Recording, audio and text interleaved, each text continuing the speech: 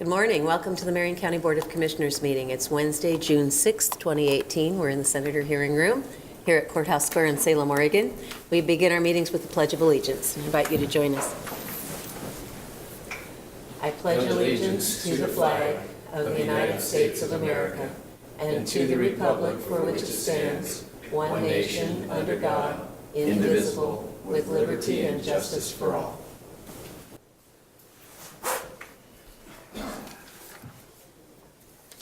So the first item on our agenda is public comment. We have no one signed up for public comment unless someone came in who would like to give public comment. Nope, okay.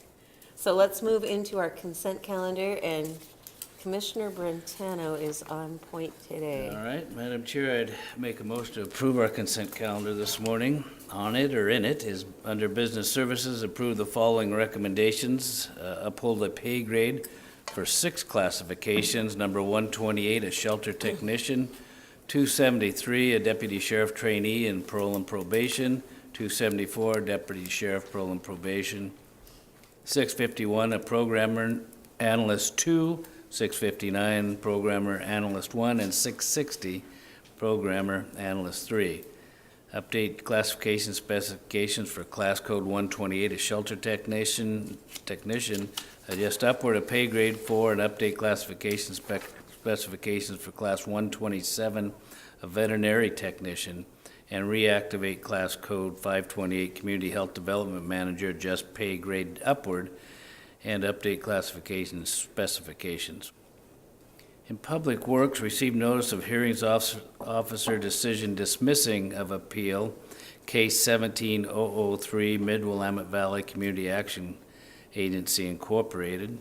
Received notice of hearings officer decision denying on remand conditional use case number 18002, Lind, clerk's file 5742. Schedule a public hearing on June 20th, 2018 for mass gathering number 17004, noise variant 17001, and conditional use 17043 for Willamette Country Music Concerts, LLC. Sheriff's Office, approve an incoming funds intergovernmental agreement with the City of Aurora for $188,009 for the county to provide law enforcement services to the city. I'll second the motion. We have a motion and a second to approve those items. All in favor of the motion, say aye. Aye. Aye. Aye. Those are approved. Any comments on any of the items? Good? Okay. Good. So let's move now into our action agenda. We have 5 items and then a public hearing noticed at 9:30. The first item is under Community Services.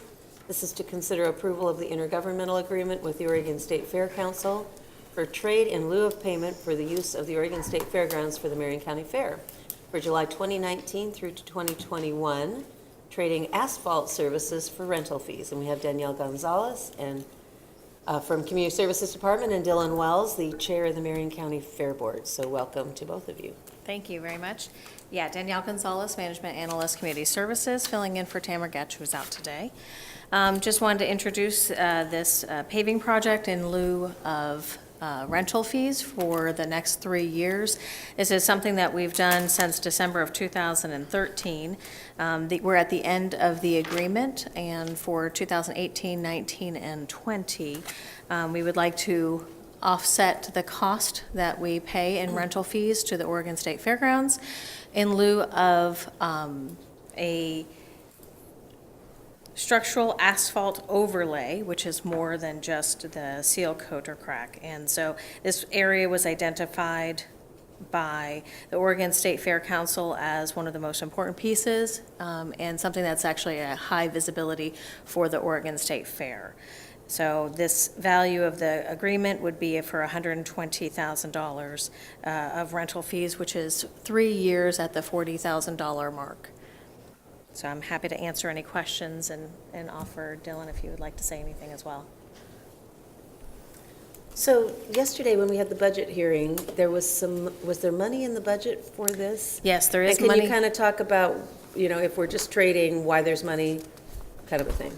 Yeah, my understanding, and please excuse me, I'm trying to fill in for Tamara, but my understanding is that we have had money in the budget for the exchange, and that Public Works has already worked out some of the planning that they have to do to actually have this happen this summer. Yes, Commissioner. So, Madam Chair, the money is for the materials that, that need to be done. It's $60,000, and we saw in the budget yesterday. Right, I'm just wondering if the value is $120,000, is it a year or over 3 years? It's over 3 years. Right, and then we're paying $60,000, so can you speak to that? So we're paying, it's our. a win for the it's- county. It's the cost to the county to do this project. Right.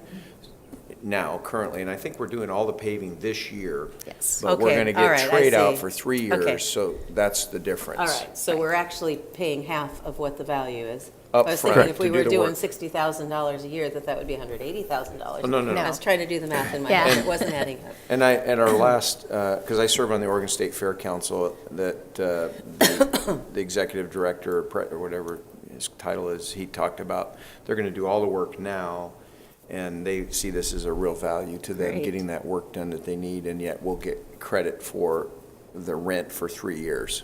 Okay, that's a great deal. The other deal wasn't such a good deal.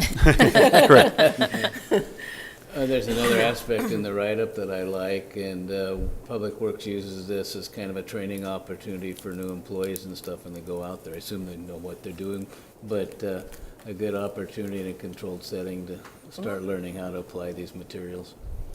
Yeah, well, I was involved real early on discussions with the State Fair about doing these kinds of trades, and then when the Community Services Department started managing the fair, that's when Tammy got involved, and Alan Haley continued to help through the Public Works Department. So it's a really great deal. And I know the Sheriff's Office at one point was also doing some landscaping work. We're not talking about that today. Is that still occurring, or? I don't know if we're doing this year, but we have done some work out there in exchange for Right. fees, yes. Yeah, so it's just been, he said that for the cameras that couldn't hear, that they have done it in the past. Not sure if they're doing it this year, but all of that contributes to allowing the fair to have big-name entertainment and do all of the things that the fair wants to do, as opposed to investing $40,000 each year just for the privilege of using the state fairgrounds, which John Latimer pointed out we did own at one time. And that probably wasn't a great deal that we had when we No. gave that away to the state without any compensation for us to use it in the future. But so, Dylan, did you want to add anything? I just want to clarify, the 2018 rental is covered by the last paving project, and 19 through 21 is this paving project. There's also been talks that there might be an opportunity for another one in the future. It's been a very good relationship going forward, and we have been great with Alan at Public Works, Joel Conder, also a Fair Board member, working on this as a consultant, as his company is Capital Assets, and so he's been helping us out getting this all taken care of. And Joel is on the Fair Foundation and the Fair Board, has a long history with the fair. Yes. Because when he was an employee of Public Works, he's now retired, he was the fair treasurer, so he actually ran all the numbers. He has a lot of background in it, so that's great. All right, any other questions or comments? Whose turn for motion? Commissioner Cameron. Madam Chair, I'll move that we approve an intergovernmental agreement with the Oregon State Fair Council for trade in lieu of payment for the use of the Oregon State Fairgrounds for the Marion County Fair from July 2019 through July 2021, trading asphalt services for rental fees. Second. All right, we have a motion and a second to approve the intergovernmental agreement. Further discussion? All in favor, say aye. Aye. Aye. Aye. That's approved. Thanks Thank for you. being Thank here. you. See you at the Fair Board meeting tonight. I will be there. Yes, and I assume we'll see you soon for a presentation on this year's fair Yes. coming in, because we're only a month out here. Yeah, it's coming up. All right, next item. Actually, there are two items that I'm sure that you're probably going to be talking about maybe a little bit together. Is that right? There's an ordinance to allow property tax exemptions for eligible brownfield cleanup projects, and then item 3 is for the same idea and ordinance for property tax exemptions for rural industrial investments. So, Scott, are you going to kick it off? Yes. Good morning, Commissioners. I am Scott Norris from the Office of Legal Counsel. As you mentioned, there are two ordinances before the board this morning.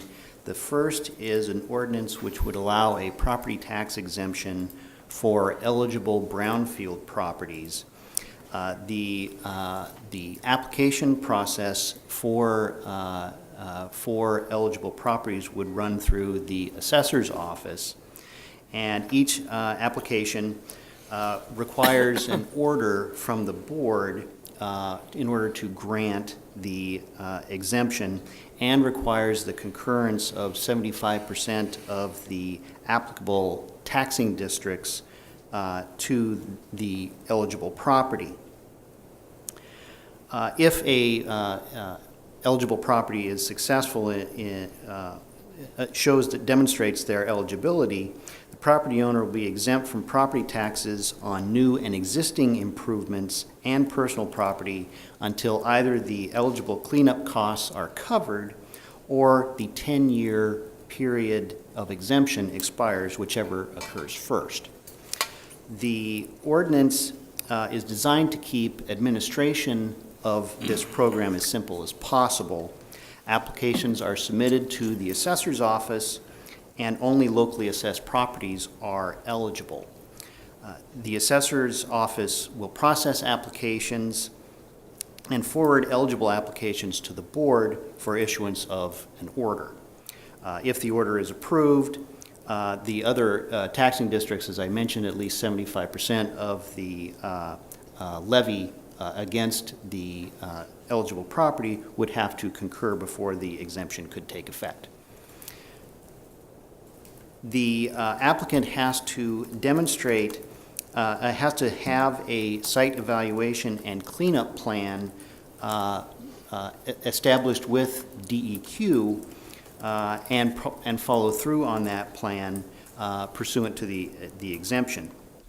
And the exemption cannot be concurrent with any other exemption, partial exemption, or special assessment program applicable to the property. And the current owner cannot have caused or contributed to the release of any hazardous substances on the property, and the applicant has to demonstrate the eligible costs that would be subject to the exemption. This ordinance springs from legislation in 2016, which authorizes exemptions of this sort. Turning to the language of the ordinance itself, Section 2 is the basic grant allowing authorized properties to apply for and qualify for an exemption for brownfields, as that term is defined in ORS 285A.185. Section 3 contains the eligibility requirements, and these come straight from the statute. Likewise, Section 4 identifies ineligible property, and this also comes directly from the statute. Section 5 contains the term of the exemption, which is either 10 years or the date on which the eligible costs have been covered by the exemption, whichever is less. Section 8 explains the application process. Under that section, applications are due by March 15th of the preceding the first tax year of exemption, but there is a late filing allowance for late filing up to December 31st of the preceding tax year. This section also identifies what must be contained in the application and the process by which the assessor reviews the application and then presents information to the board for an order either denying the exemption or granting the exemption. Section 9 lists the eligible costs, identifies the different items that can comprise eligible costs, and this comes straight from the statute. Section 10 specifies that the eligible percentage is up to 100% of the property. That depends, of course, on the eligible costs, and that's going to be situation dependent on any given property. Section 11 details the procedures that the assessor's office will follow for monitoring and verifying compliance with the grant of the exemption. And Section 12 is the disqualification process, which comes from statute. Section 13 is a sunset clause. The statute contains a sunset clause, and therefore so does this ordinance, which is repealed as of January 2 of 2027. However, any exemptions which have been granted prior to that time will continue until they expire according to their terms. And if there are any questions, be happy to answer them. So we need, you're obviously not Tom Rolfing, so. I'm Sarah McKinney here for Tom Rolfing, the commercial appraisal supervisor. Great, thank you. Ann? Nate Combs, Deputy Assessor. Great. Welcome. Anything that you'd like to add? No. Questions? Thank you, Madam Chair. This maybe go to the assessor's office. Has the application been developed, the forms for the application yet? I don't believe so. I haven't seen anything. Okay. So this may lead to questions on both of these ordinances. So timeline on when the applications would be available, what they would look like. So March 15th, and this is probably the technical part. If we adopt this ordinance, Scott, today, and then somebody has a brownfield and how soon could they actually apply? Because there is a late fee. We're past the March 15th, but up till December 31st, I could pay $200 extra and get this going. And would that apply to what tax year? Yeah, thank you for bringing that up, Commissioner.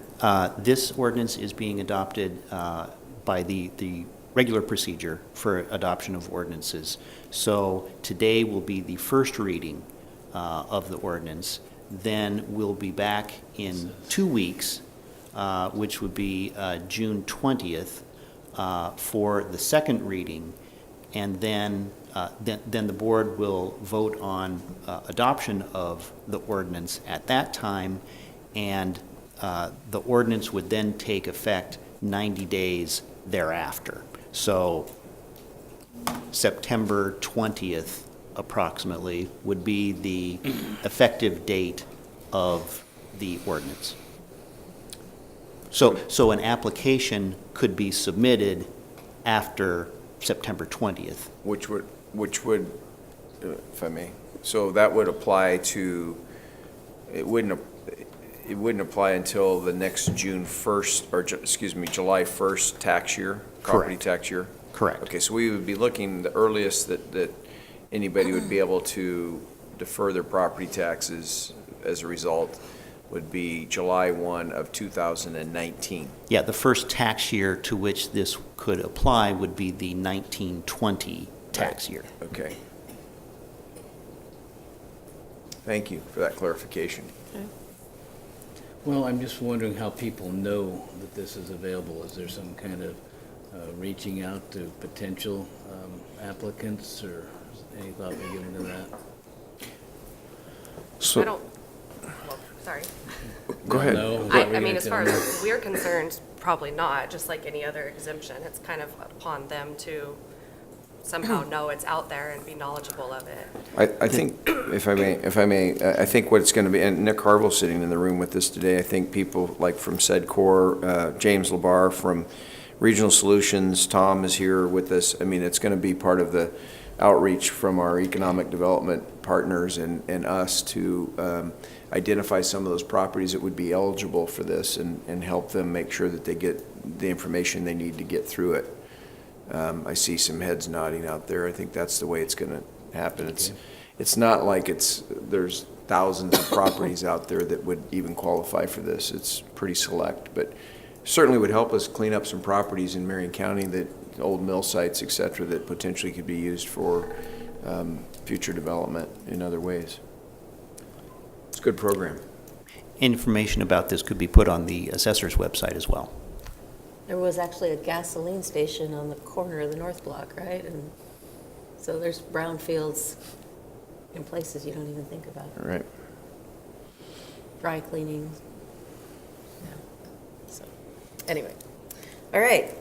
So this is first reading, so we would have just one motion for the chair to read by title only once, and then I'll read the title, and then that will be the conclusion, and then as Scott said, then we'll be back in 2 weeks to do the second reading, which would be reading by title only the second time, and then a motion to adopt the ordinance. Correct? That's correct. So, Madam Chair, if I could, I'd like to make a motion that we do approve an ordinance allowing property tax exemptions for eligible brownfield cleanup projects with a reading of the chair by title only. All right, so there's a motion that the chair read this ordinance by title only. I don't think we're actually even approving the ordinance right now, we're just, That's correct. Reading it by You would do title. that at the second reading. all right, is there a second to that motion? I'll second the motion. Okay, so the chair, we have to vote on the motion. So we have a motion and a second that the chair read by title only. All in favor of that motion, say aye. Aye. Aye. Aye. All right, that's approved, and I'm going to find it on the not marked copy, so I do this completely correctly. All right, so the title is an ordinance authorizing property tax exemptions for qualified brownfield properties pursuant to Chapter 96, Oregon Laws 2016, House Bill 4084, 2016. That's the title. So, we're done?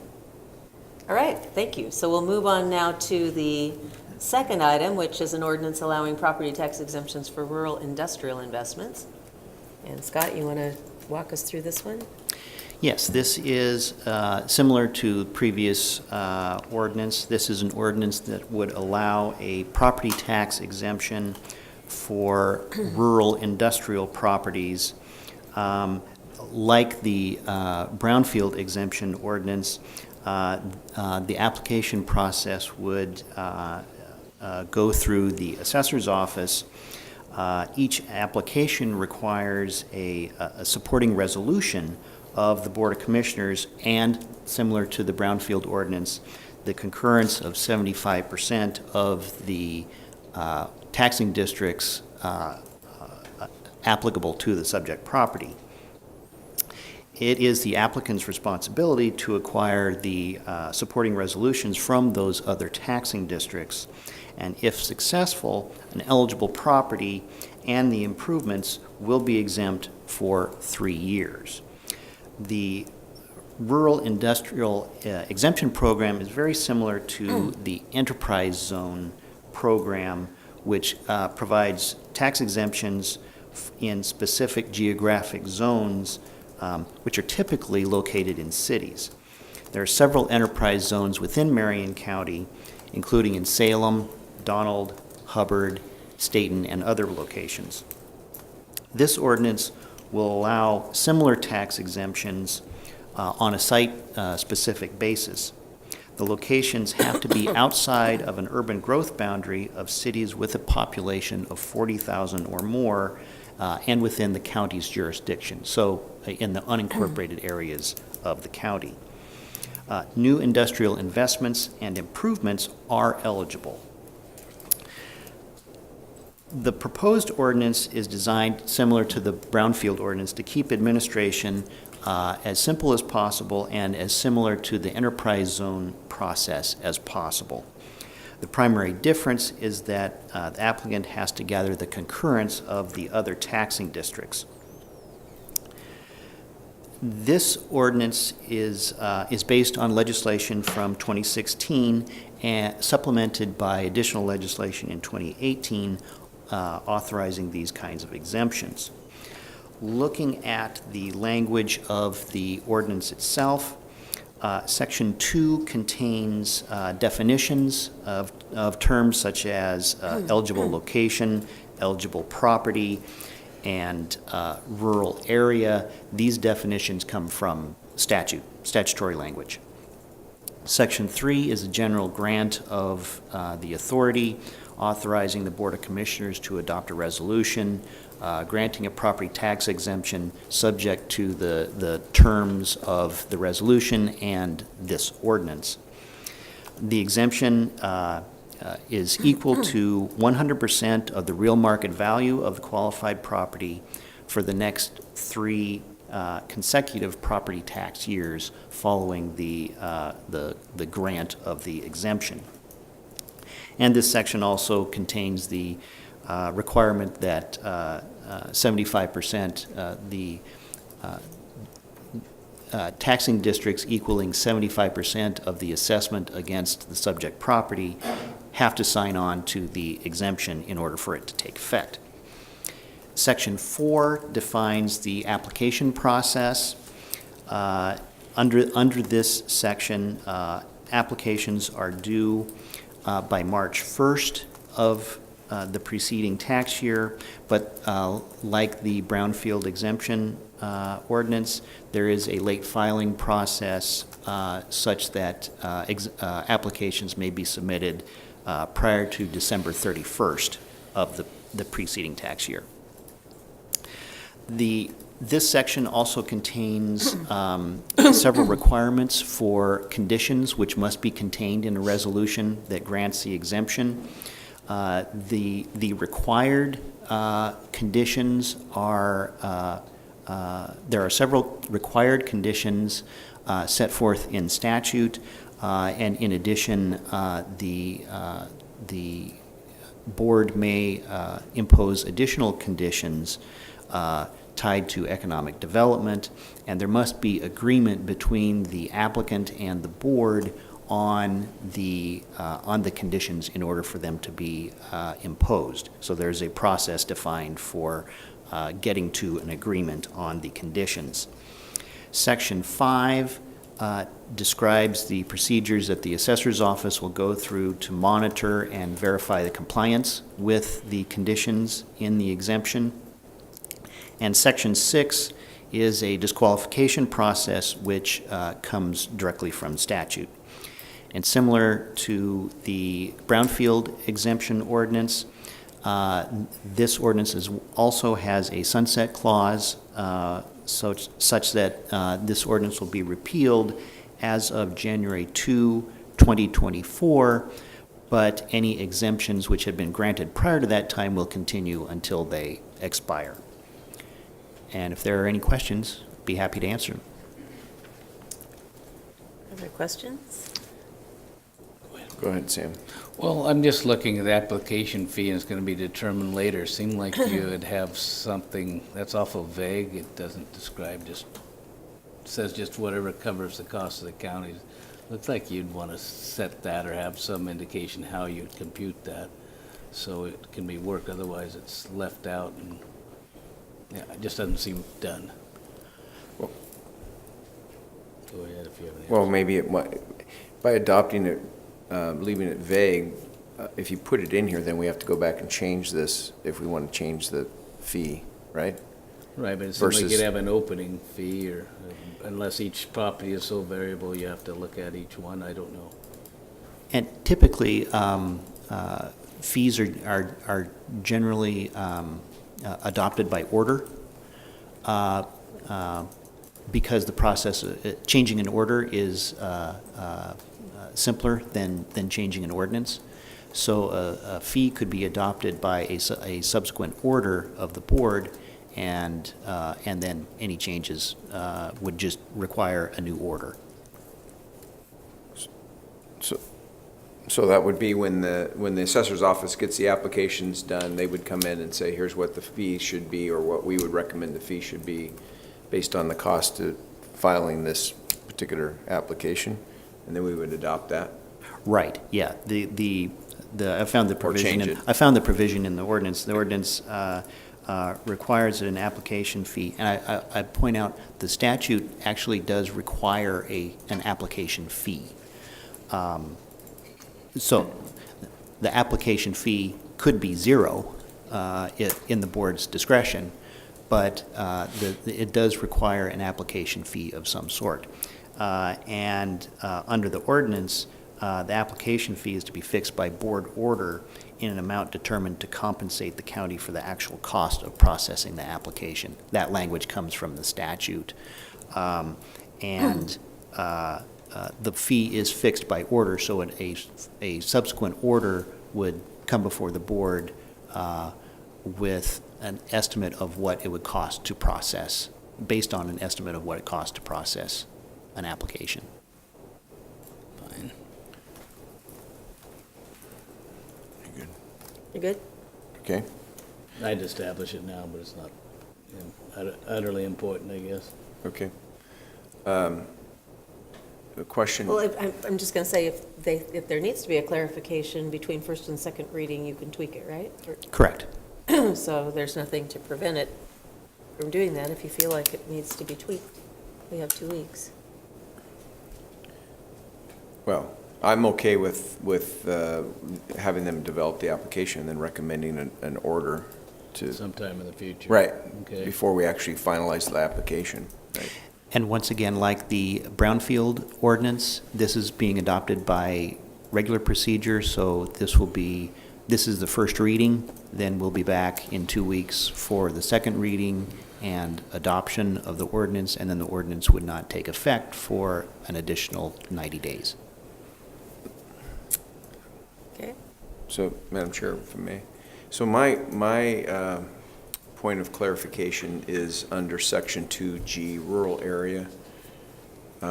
Means an area located, and this is, I just need to get my head around this, and maybe Tom can help answer this. A rural area means an area located in unincorporated territory that is located entirely outside the urban growth boundaries of any or all cities with populations of 40,000 or more.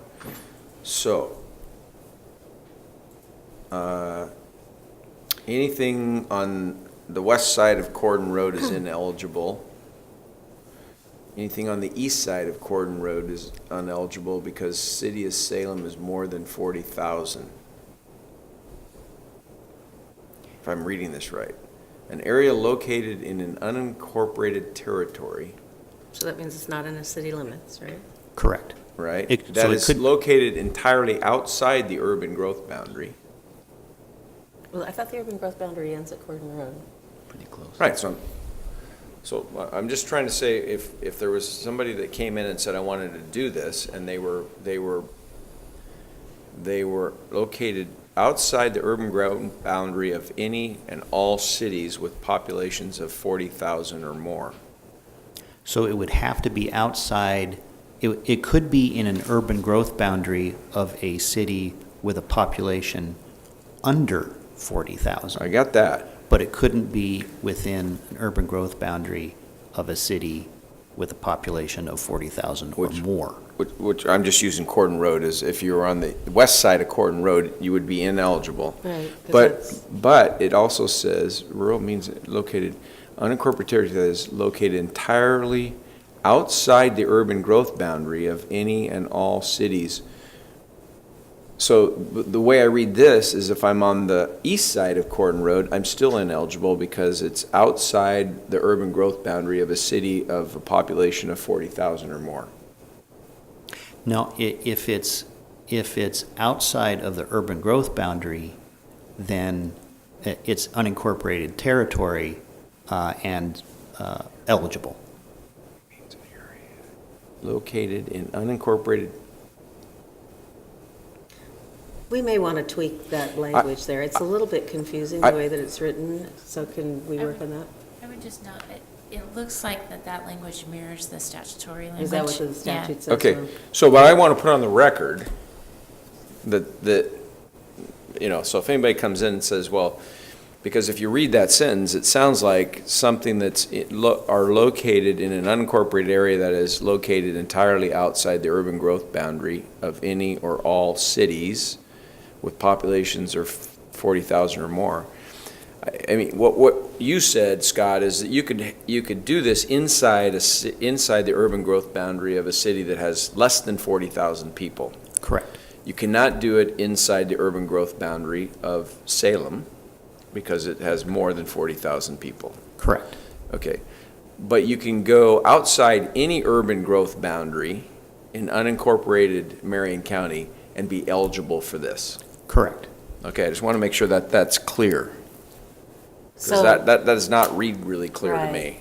So property that's within the UGB but outside of the city limits is still not eligible? So Portland Road, or, for example, that kind of thing would not be eligible? Is that what I'm hearing? Yes, if it's within the UGB of a city like Salem, which is Right. a population greater than 40,000, Right. then it would not be eligible.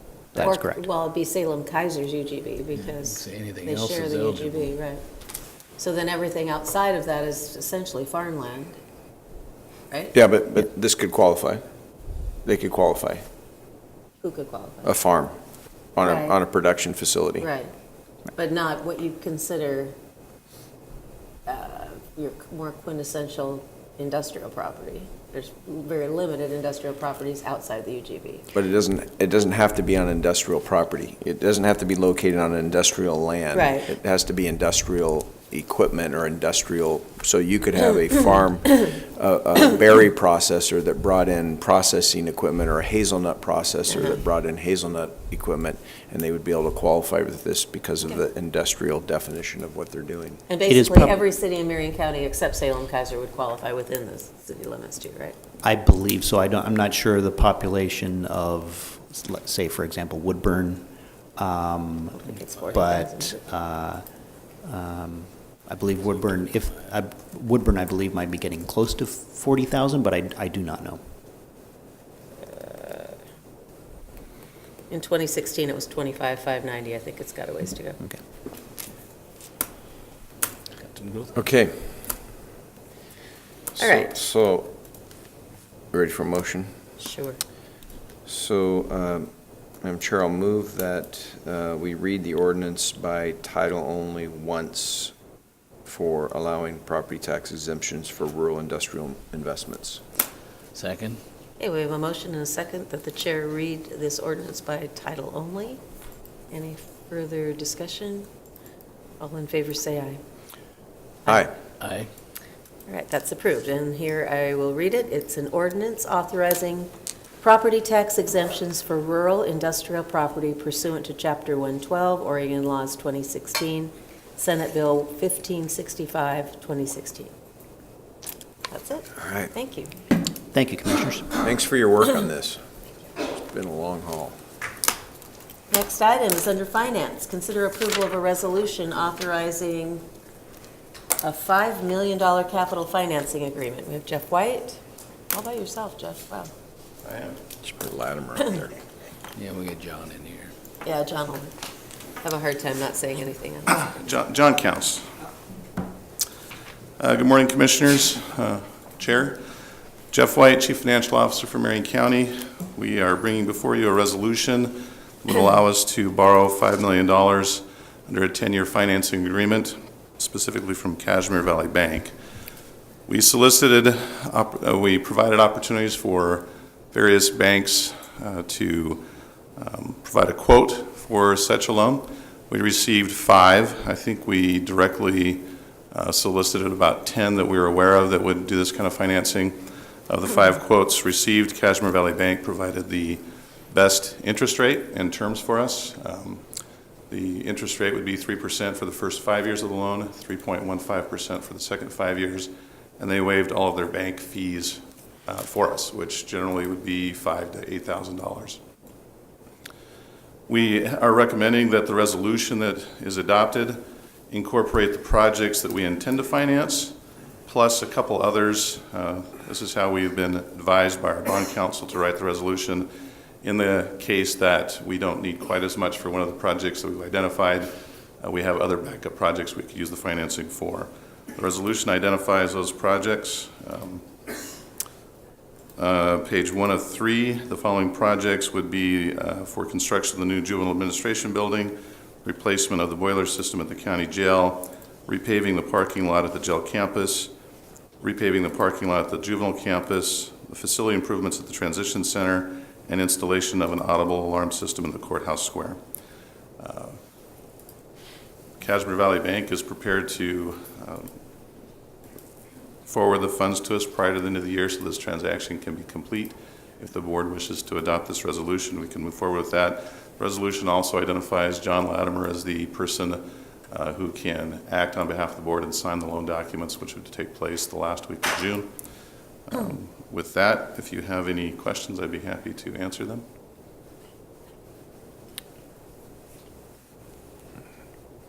I think we're just looking at the list right now. Okay. Madam Chair, if I may, Sure. the interest rate on this one? 3% for the first 5 years. 3? 3, and 3.15 for the second 5 years. Still pretty darn good. And this is already anticipated in the budget that we are For looking at right 17-18, now. yes.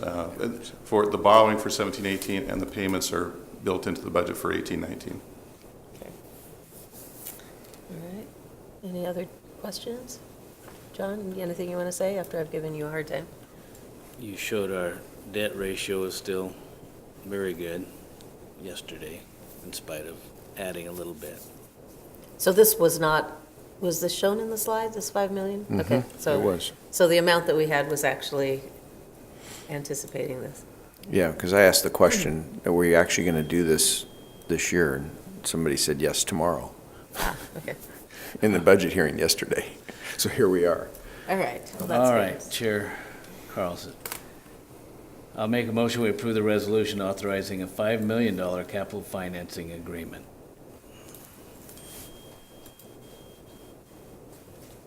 I'll second the motion. All right. We have a motion and a second and what are we doing? We're approving a resolution authorizing $5 million capital financing agreement. Any further discussion? All in favor, say aye. Aye. Aye. Aye. It's approved. Thank you. Thank you. So stick around, Jeff, because you have the last item under action here. This is approval of a revision to a blanket purchase agreement in the amount of $30,000 for debt collection services with professional credit service. Yes, Commissioners, as you are aware, in the last year or so, in order to help make you aware of large changes to purchase orders, we began to bring those to John Latimer for his look and to bring to the board so that you're aware of the transactions that we are amending or completing. Professional credit services does our debt collection primarily from items from the Justice Court. It's probably where 99% of these come from.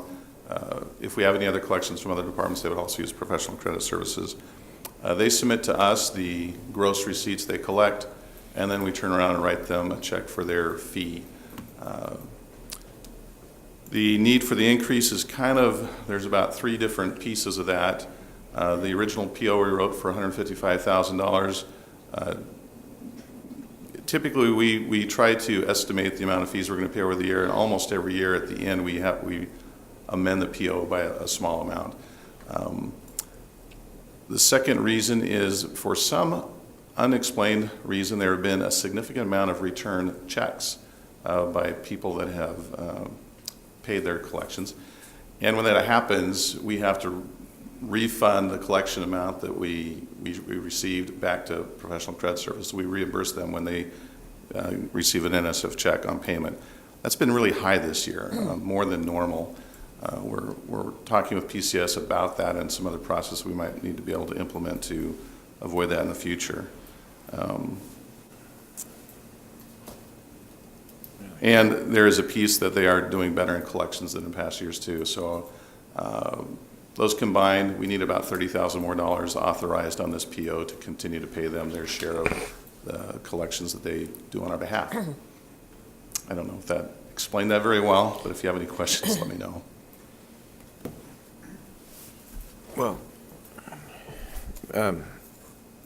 Jeff, are they considering, like, just taking money orders or cashier's checks if somebody's, We Had a have, problem? we discussed, we need to have a meeting with them. Okay. But part of the problem is if you start making those requirements, they tend to get less collection. So we're running through the numbers and the processes and seeing what would make sense. And hopefully we can limit that, but in the end, it just goes back onto the person's record as needing to be collected, and they'll go back and retry again for another payment option. If I could just say, I mean, we need to do the cost-benefit analysis, though, because if we're paying them $30,000 more, or what, like whatever it costs to do that.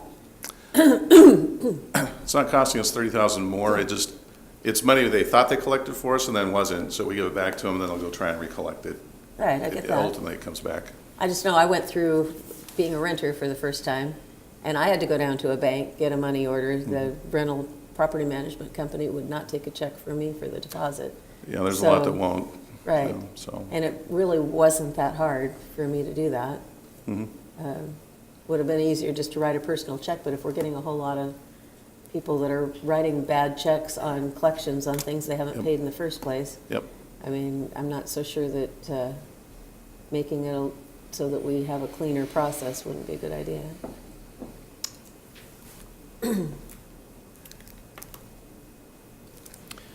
Well, you ready for an order or a motion? Yes. Madam Chair, I'll move that we approve a revision of the blanket purchase agreement in the amount of $30,000 for debt collection services with professional credit service. Second. Okay, we have a motion and a second to approve the revision to this blanket purchase agreement. Any further discussion? All in favor say aye. Aye. Aye. Aye. All right, that's approved with all of our editorial comments. Thank you. All right. So that concludes our action items. We have a public hearing.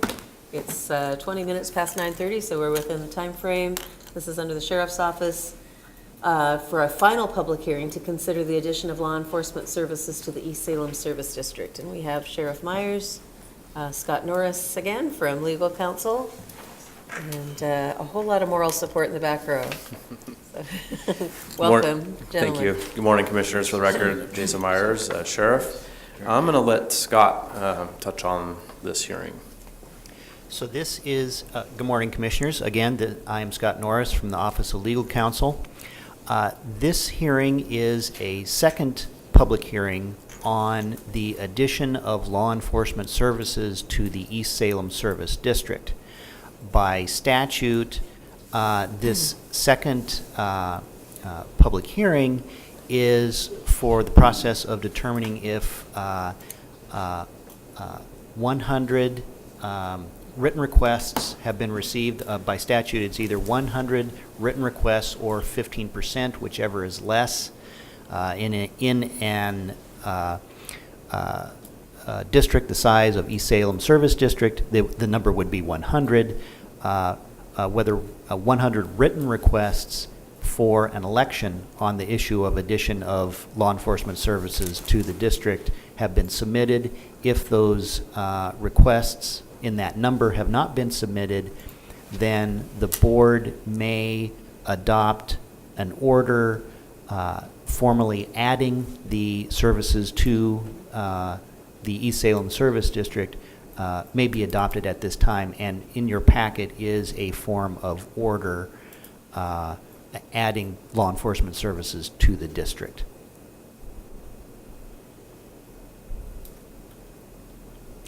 And I'd point out, to the best of my knowledge, as far as I know, there have 100 written requests for an election have not been submitted. So the board is authorized by statute to adopt the order adding law enforcement services to the district at this time. So anything, Sheriff, that you want to add to that?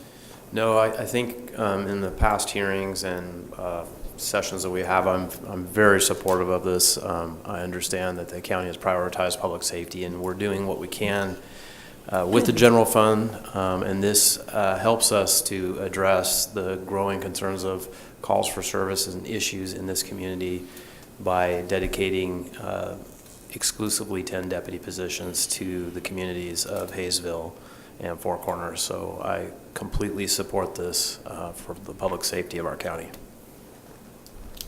And then just to reiterate, this is at the commissioner level, adding the ability to put those services in the district, and then the Board of Commissioners also serves as the board of the East Salem Service District, but that's a separate legal entity. And did we say what date we're meeting to do that? It's coming up. If I may, Commissioner, it is June, let me run through the whole process. Okay. What we're doing here today before the Board of Commissioners is adding the law enforcement services to the district.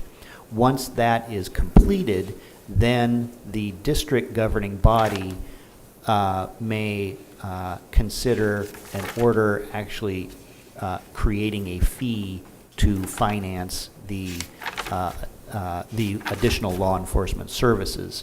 The next district governing body meeting is scheduled for June 18th, if I remember correctly. Yes. There it is. So that's a meeting when we're adopting the budgets for the service districts, and we're going to do that at that time. And we had a little bit of a notice requirement, which we resolved, right? When Yes. we had a meeting, that was the meeting where I was out of town for the WIR conference. And then do we need to have a special notice for this meeting as well? No, this would just be an action item of the Okay. governing body. All right, of the governing body of the East Salem Service District. Correct. But they will be actually noticing that we're approving the budget through the local budget law notice. And Scott, perhaps you can help them make sure that there's some notation in that this is included in it. I would think that Yes. would be useful for us just to make sure all the i's are dotted and t's are crossed. Yes. Okay. Just to kind of know, I've received no further notices or questions from people, and I don't see anybody signed up to speak today. I don't know if others have come in that should be added to the record. Maybe Christie, anything? No? Okay. No, and I think we had, majority of it was support. We had a couple Right. of concerns, but we've been out in the neighborhoods, and people are really, really supportive of this, and those that know about it are supportive about it, and so I think it's a good thing.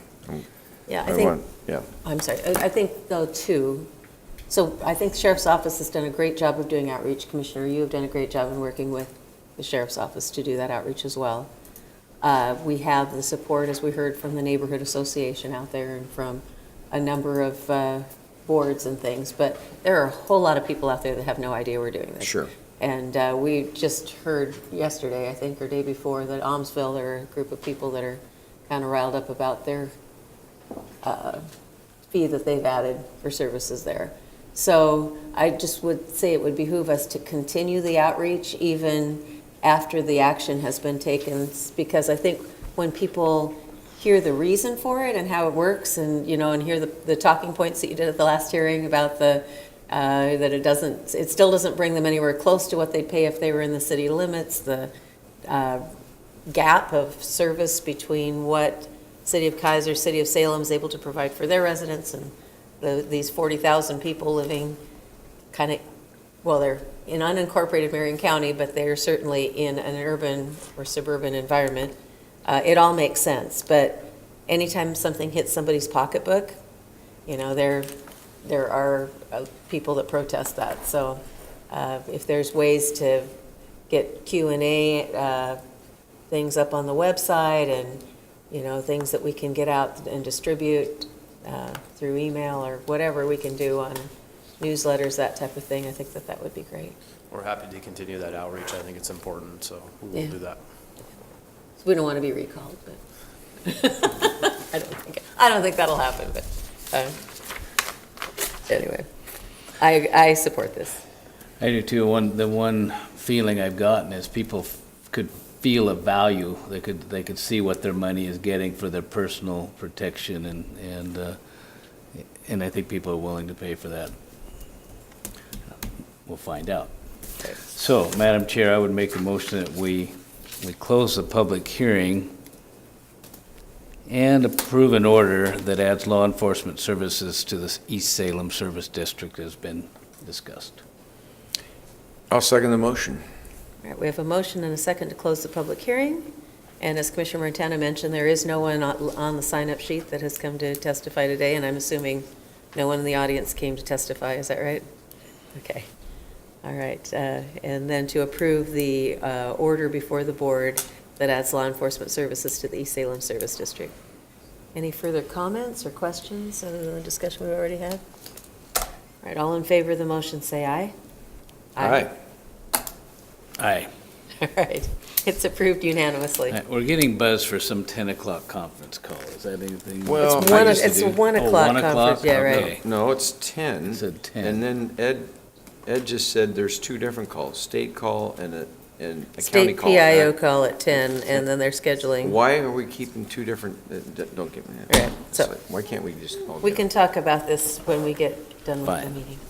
All right, anything else from, No, thank you very much, Commissioners, appreciate your support. Thank you. thank you. Thank you, Commissioners. Keep moving on that, forward. thank you again for all the great work of the Sheriff's Office, Legal Counsel, and the Board's Office working together, another example of great partnership.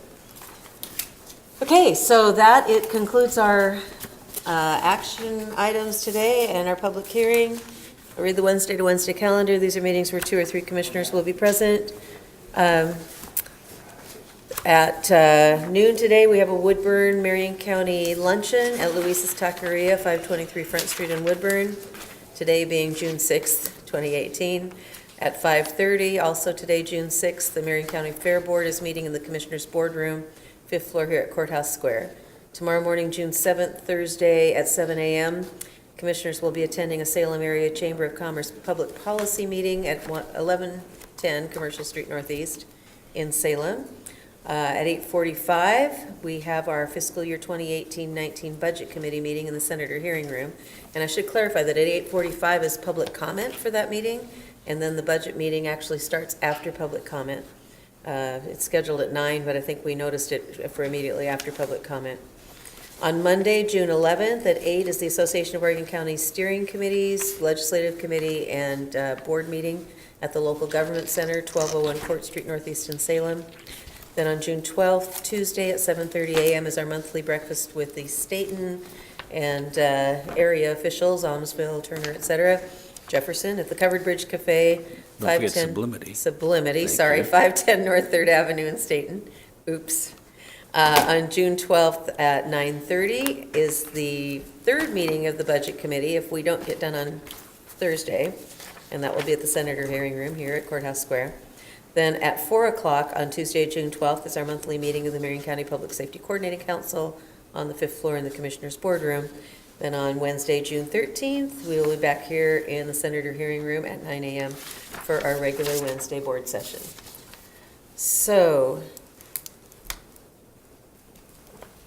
wanted to talk for a minute about D-Day, because today is the anniversary of D-Day. I'm wondering if we want to talk at all about Sheriff. Would you be so kind as to just give us a brief overview of the process that is going on right now in terms of a review and so on? Would you mind doing that? We're getting questions as a board, and I just think it would be useful.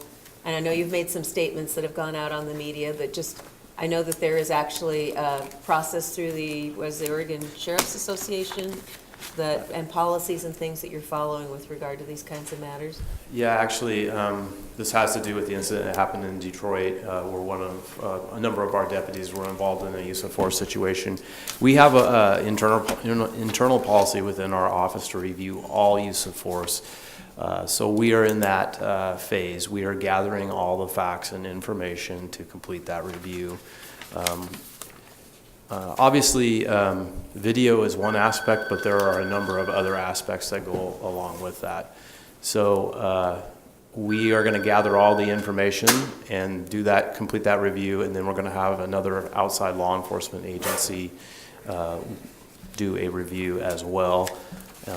And whatever comes of that review will lead to the next steps. But at this point, we don't have all the facts, we don't have all the information, and in order to do it thoughtfully, we need to have all that information, and so that's what we're gathering right now. Right, I appreciate that. No, there's just a lot of questions out there. I've gotten questions from people on Facebook and emails and that type of thing, and I just wanted to make sure that we're all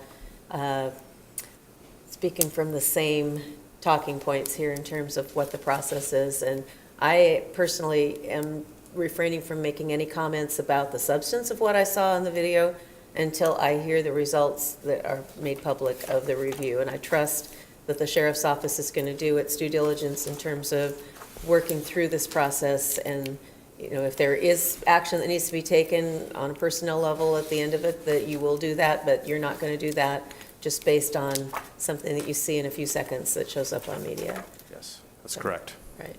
So any other comments on that? Sorry to put you on the No. spot, but I just thought it was really important. Yes, absolutely. You asked if he wanted to, I can see he didn't, but I think it's proper to have this Yeah. opportunity to say in public what the procedure is and where Right. we're at.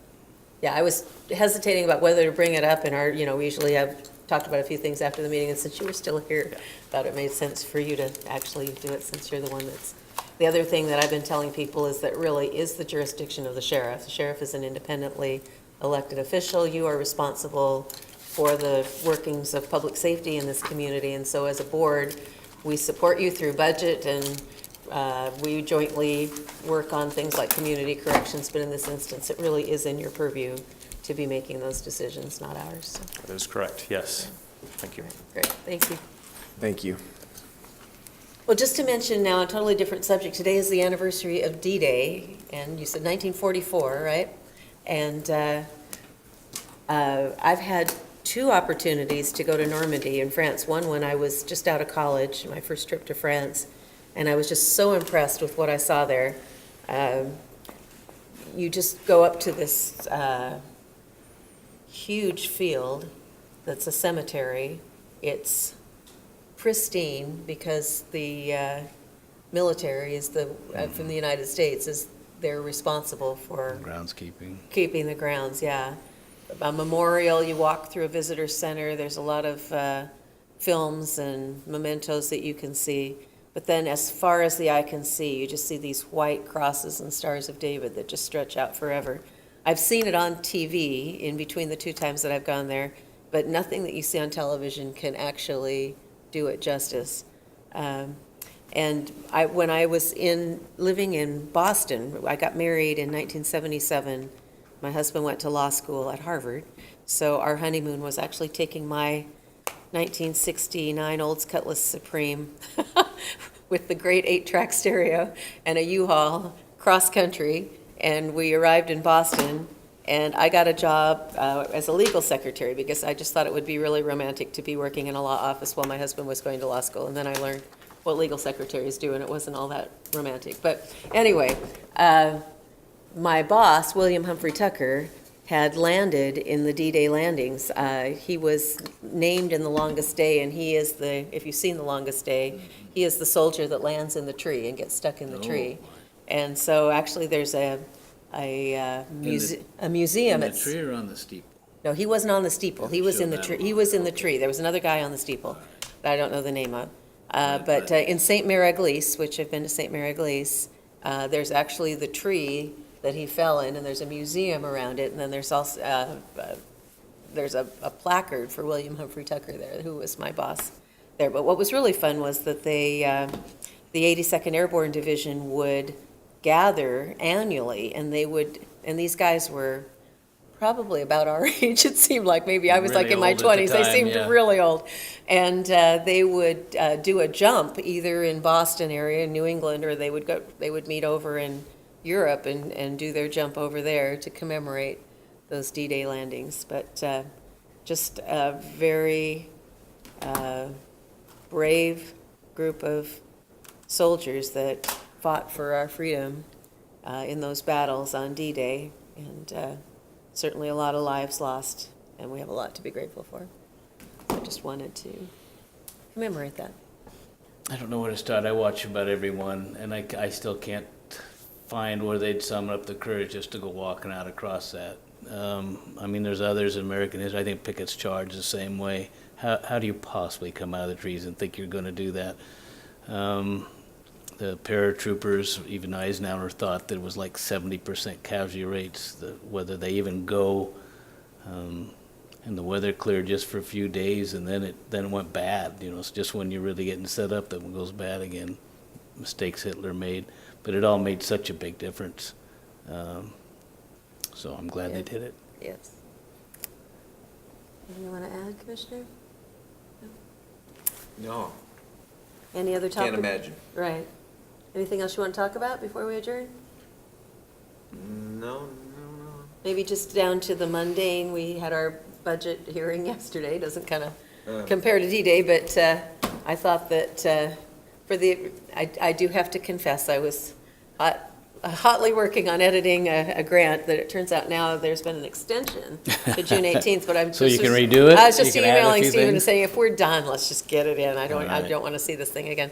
And I think it's a really good product, but I was kind of listening with one ear and working on the grant with the other ear. But certainly as usual, the budget was very well prepared.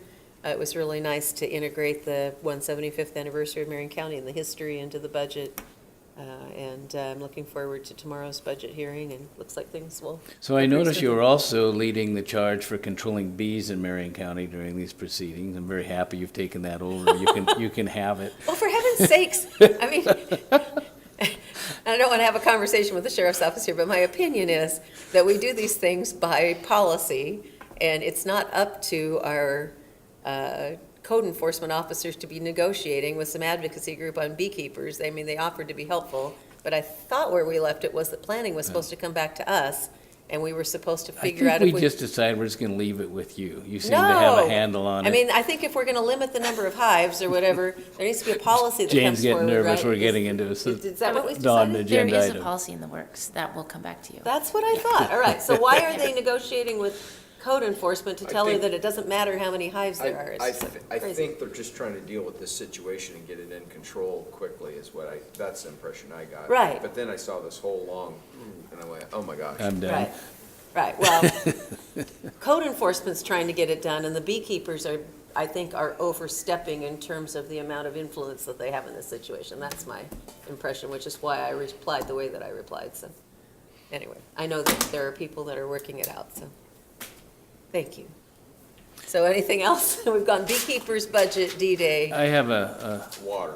I've been working on this Oregon locks thing in West Lynn, Uh-huh. and we have a meeting today. I got to leave Woodburn early, but we're going to get a tour of the locks, so I think that'll be kind of interesting. Excellent. I've enjoyed it and that. found the links. Oh, have you? I know about where they are, I but went I've with that actually never group. seen them. Before you joined it, Oh, I went really? with that group one time and with Commissioner Schrader and some Yeah. others, and pretty interesting Okay, I'm looking forward to it anyway. to see that mill was actually running the day we were there, and it's since closed down, the one you have to go over the Yes. locks to get to. Forget the name right That now, but paper that was a mill. hurt. Right. There's also another thing going on, just, I'm gonna write a comment, we haven't really talked about it, but it came up at ONC where the Fish and Wildlife wants to list the marbled murrelet as endangered in spite of the fact that their numbers are increasing and they can't even really decide where they nest. It's a bad thing. How do you do that? So they're having a meeting, people are upset on this subject in Baker, like today or tomorrow. And it can have big implications for logging. The range of these birds is from 0 to 60 miles. So if they would really enforce it, could mean shutting down logging, 60 miles from the coast, private and public lands. Just another attempt to shut the state down, so Yeah. I'm not happy. Well, the marbled murrelet came out right after the spotted owl seemed, Yeah, this but was they- in the 80s. I know, but I think they get some more traction. Yeah, well, they're always looking for something. But that's just my editorial. Anyway, I'll be opinion, so. writing a bit on it. That's all I can think of, otherwise it's good. All right, anything else? Well, we thought we were drinking good water. Oh, it hasn't been, is that the latest, or this is what the conference call is? Yeah, Now they're finding results again? could be. I don't know, we're not allowed on the call. Oh, we're not. All right. Let us then, with that comment, cryptic comment, adjourn.